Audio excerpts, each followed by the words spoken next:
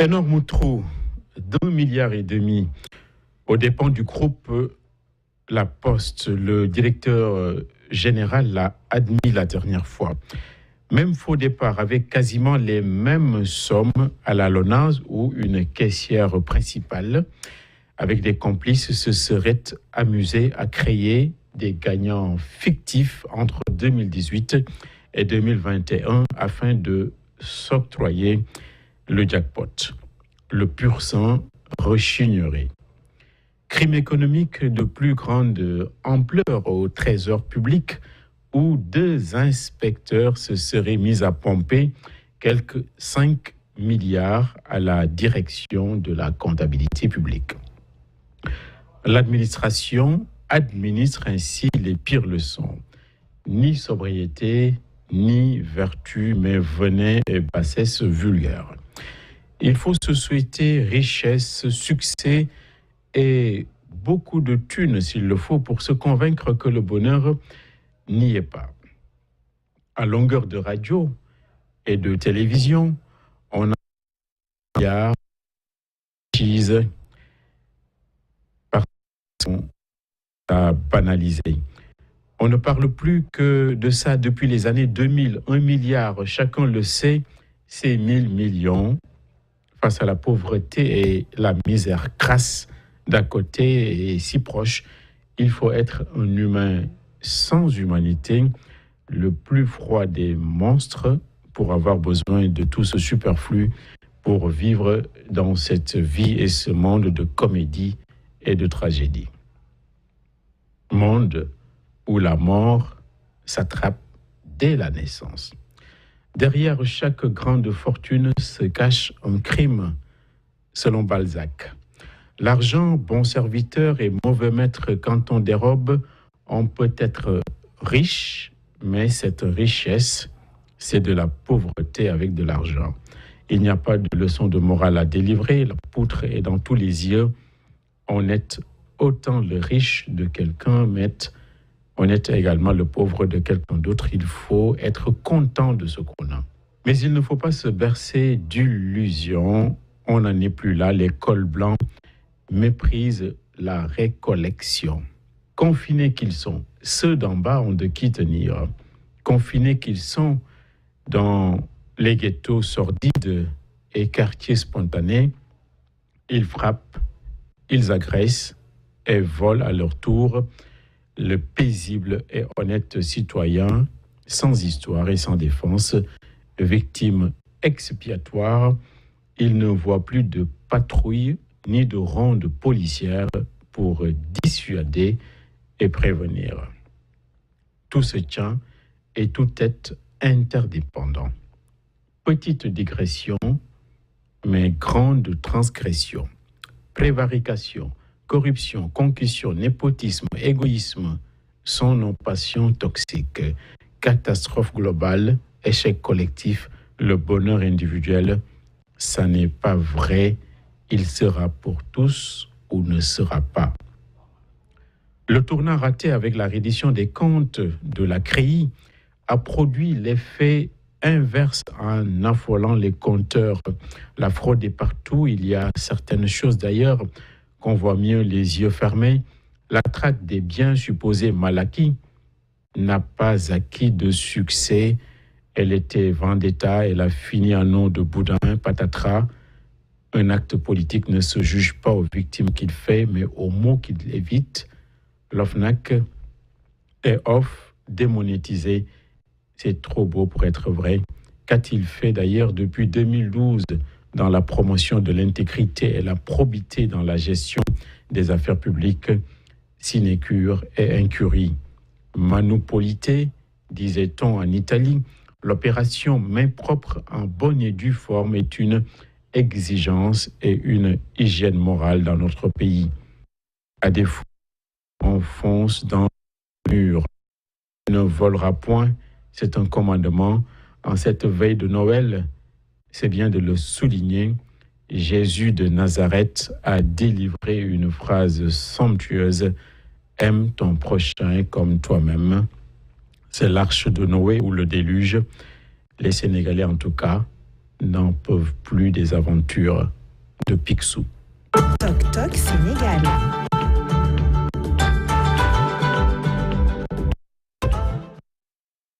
La chronique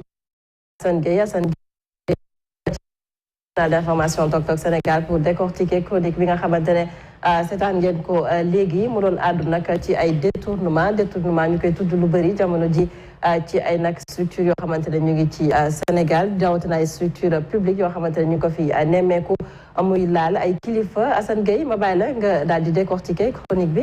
waaw ñu ngi lay nuyu d'abord Aminata di la ndokkeel ci àjjuma bi. waaw xam nga détournement moom. lu ñuy wax phénomène mondial bande organisée fépp ci àddina bi la am d'ailleurs Afrique suñu continent bi ñu ngi ci tudd Congo actuellement mooy li ñuy wax scandale Congo hold up nga xam ne benn entre guillemets mafia bu ñu tegoon la foofu ci jamono président Kabila ñu ngi wax ni détourné nañ foofu à peu près 350 millions de dollars de 2012 à son départ. Loolu yëpp daf en fait dañ ko laloon ci mbiru Gécamine c'est-à-dire mooy société minière bu nekk foofu nga xam ne moo doon le fleuron de l'industrie là-bas. Société boobu ku ñuy wax Léopold II le roi des Belges nga xam ne dafa ñëwoon foofu ci dëkk ba ne moom dëkk bi sax c'était son titre foncier. moom moo ko taxawaloon depuis 1906 su mu nekkoon société bu jaar yoon ak tout ça mais de fil en aiguille gars yi yàq nañ ko fu mu nekk nii c'est presque en lambeaux pour dire que mbiru détournement mbir mu doy waar la fii nag Sénégal l'ONAS Poste ak le trésor public nga xam ne mën nañ leen tuddee ay régie financière maanaam dañuy liggéey ci xaalis ñoom ñoo nekk ci actualité bi ci rubrique faits divers muy nekk en fait lu doy waar en termes d'image et de réputation lu gën a jaaxal nit ñi mooy le trésor boo ko waxee sanctuaire la sanctuaire à chaque fois on nous dit on etc.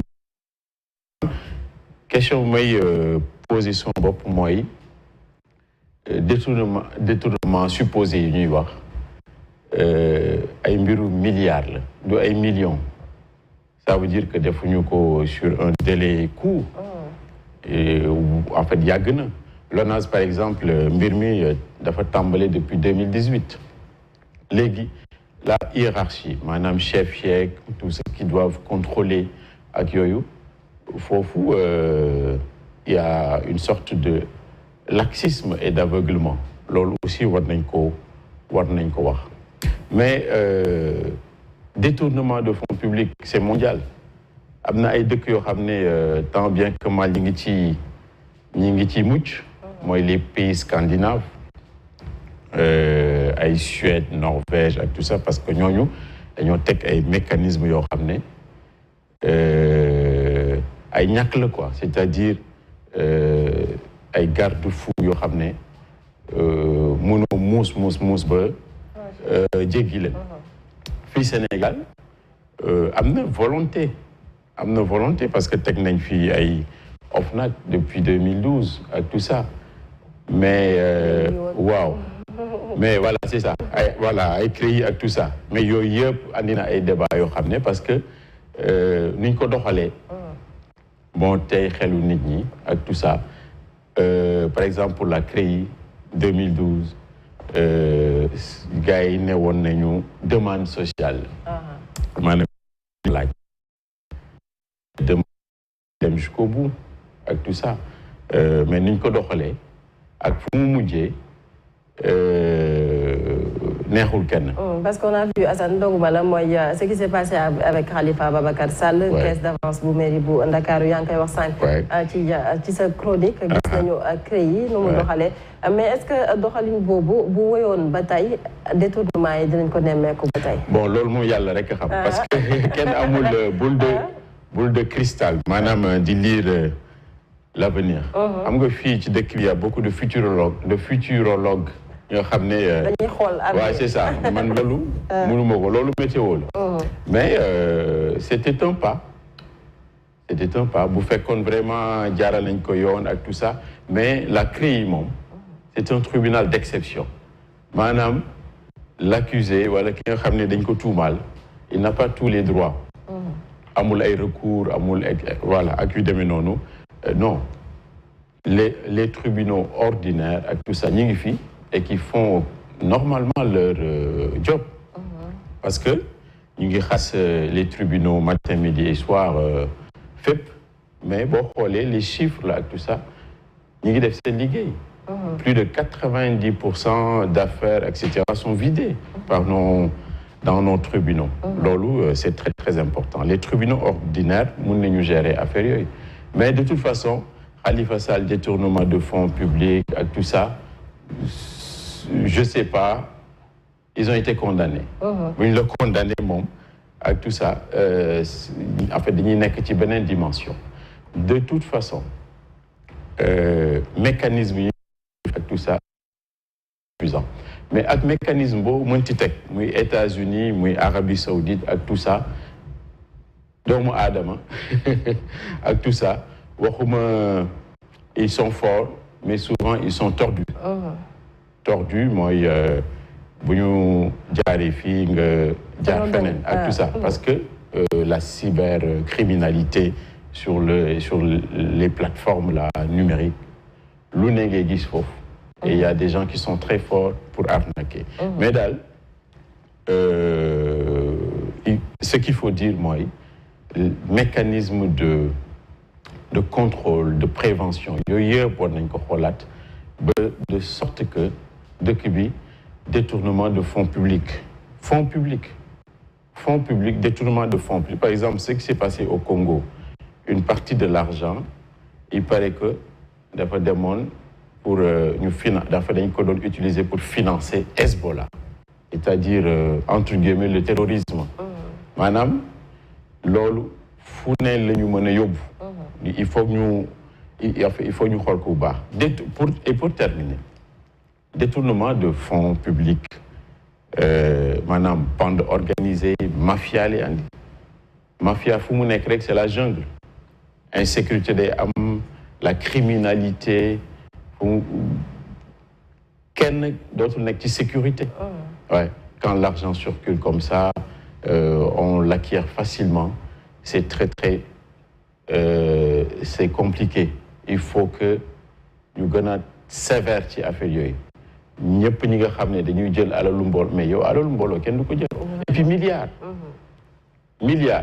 Avant ay millions la ñu wax léegi milliards. mais nit doomu aadama lan lay doyee milliards.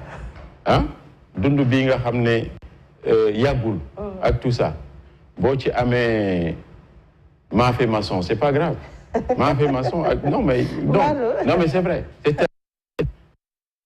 là c'est là on peut être heureux dedans maanaam doomu aadama bu doyloo rek lu mu am rek daf koy voilà c'est ça léegi avant de terminer on est le 24 on a des collègues d'obédience catholique fii il faut que ñu ndokkeel leen parce que c'est une grande fête le catholicisme c'est une religion de l'amour ak tout ça ñun ñëpp fii Sénégal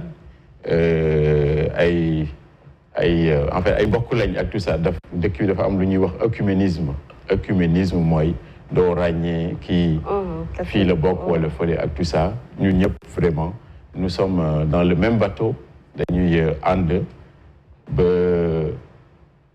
ba nu mu tudd illaa yow mi din di ko rafetlu di ko